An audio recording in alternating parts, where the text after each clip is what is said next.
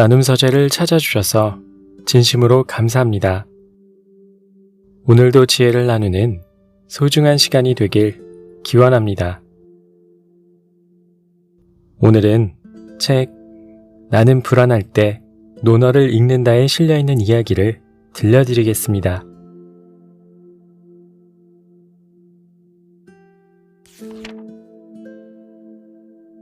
욕구는 채워질지언정 욕망은 채워지지 않는다.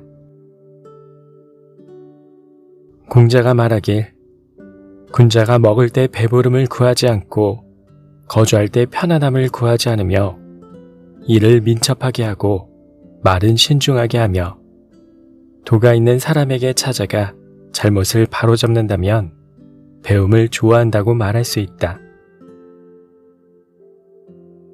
힘이 넘치는 문장이다.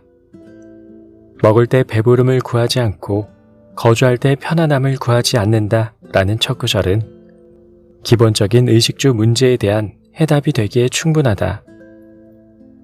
배고픔을 면할 수 있고 튼튼하고 안전한 곳에 살 수 있다면 충분한 것이다. 공자의 시대에는 먹고 입고 자는 기본적인 생활이 쉽지 않았다. 공자가 가장 아꼈던 제자 안회도 가난으로 인해 제때 끼니를 챙겨 먹지 못할 정도였다. 허름한 집에는 그릇조차 없었다. 음식은 잎에 말아서 먹고 물은 표주박에 담아서 마셔야 했다. 그래도 그 시대에는 빈곤을 우울하게 여기지 않았다. 마음의 평온을 찾았기 때문이다. 공자가 말한 먹을 때 배부름을 구하지 않고 거주할 때 편안함을 구하지 않는다 라는 문장은 물질에 집착하지 말라는 점을 알려준다. 우리는 어떻게 물질 세계의 속박에서 벗어날 수 있을까? 공자는 우리에게 만약 배불리 먹고 편안한 집에 살기를 바라며 물질적인 것만 생각한다면 배움에 소홀하게 된다고 한다. 젊은 시절은 배우는 데 열중해야 할 시기이다.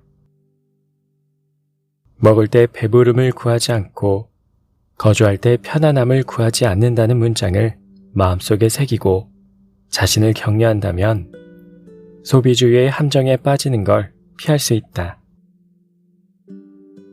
자본주의 사회의 근로자들은 안락한 집과 자녀 교육을 위해 노동력을 쏟으며 앞만 보고 달려간다.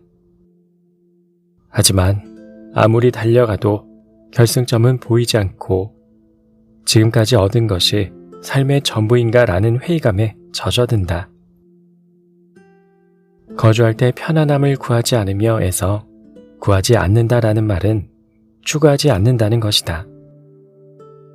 그리고 구함은 욕망이다.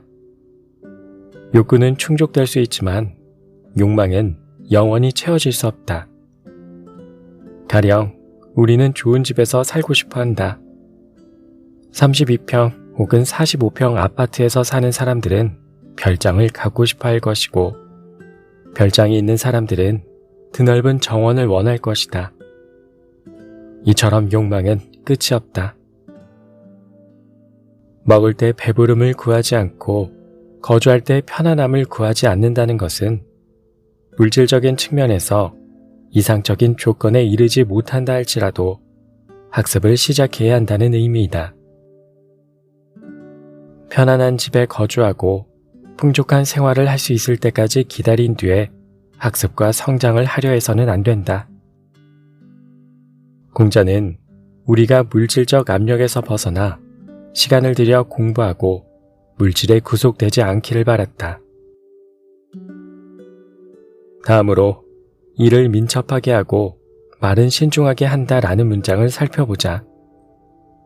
여기서 민첩은 재빠르다는 의미로 꾸물거리고 굼뜬 것과 상반되는 뜻이다. 꾸물거리고 굼뜨게 행동하는 이유는 뭘까? 의욕이 없기 때문이다. 의지가 없고 자존감이 높지 않으면 나는 배불리 먹지도 못하고 좋은 곳에서 살지도 못해. 무슨 일을 해도 소용이 없어 라는 생각에 빠지게 된다. 반대로 배불리 먹지 못하고 몸을 누일 곳이 마땅치 않아도 성실히 공부하고 일하는 것은 일을 민첩하게 한다라고 말할 수 있다. 말을 신중하게 한다는 것은 과장에 말하지 않는 것을 뜻한다. 우리 주위에는 자신의 상황을 숨기기 위해 과장해서 말하는 사람들이 많다. 이에 맹자는 재미있는 비유를 했다. 본처와 첩을 둔 남편이 있었다. 남편은 매일 아침 일찍 집을 나가 저녁 늦게 돌아왔는데 귀가할 때는 입술에 기름이 잔뜩 묻어 있었고 늘 어딘가에서 대접을 받아 배불리 먹은 것처럼 행동했다. 하지만 평상시 남편이 높은 신분의 사람과 사귀는 걸 본 적 없었기에 본처는 남편을 미행하기로 결심했다. 남편을 따라갔지만 누군가를 만나는 기색은 없었고 불러주는 사람조차 없었다. 본처는 마지막으로 따라간 곳에서 남편의 행동에 아연실색했다. 그곳은 한 묘지였다. 남편은 제사를 지내고 남은 고기를 입가에 묻히고는 배불리 먹고 온 것처럼 행동한 것이었다. 본처는 남편이 지금까지 마치 많은 이에게 인정받고 잘나가는 척 거짓 행세를 하며 속인 것에 분노했고 앞으로 의지조차 할 수 없는 사람과 결혼했다는 사실을 슬퍼했다. 맹자는 이를 예의와 염치는 버린 채 생계만을 쫓는 사람이라고 지적했다. 세상에는 자신의 돈벌이 수단을 가족에게 숨기는 사람들이 있다. 가장이 부정한 수단으로 돈을 번다는 사실을 아내와 자식이 알게 되면 어떻게 될까? 가령 집안의 가장이 노인들을 속여 효과 없는 영양제를 팔거나 회사 돈을 횡령하여 주식에 투자하고 거래처와 뇌물을 주고받는 부정한 방법으로 돈을 번다는 사실을 알게 된다면 부끄러움을 느낄 것이다. 안타깝게도 말을 과장되게 하고 허세를 부리며 자신의 외면을 위장하는 사람은 지옥을 당할 수 있다는 사실을 신경 쓰지 않는다. 가족이 부끄럽게 생각할 것이라는 사실도 신경 쓰지 않게 된다.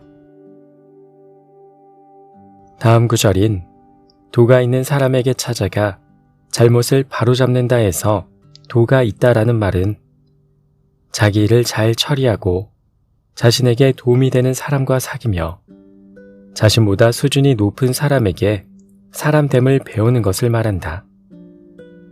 그리고 잘못을 바로잡는다는 것은 자신의 욕망을 잘 통제해 가족이 부끄러워할 만한 그릇된 길을 가지 않고 바른 길을 가는 것을 말한다.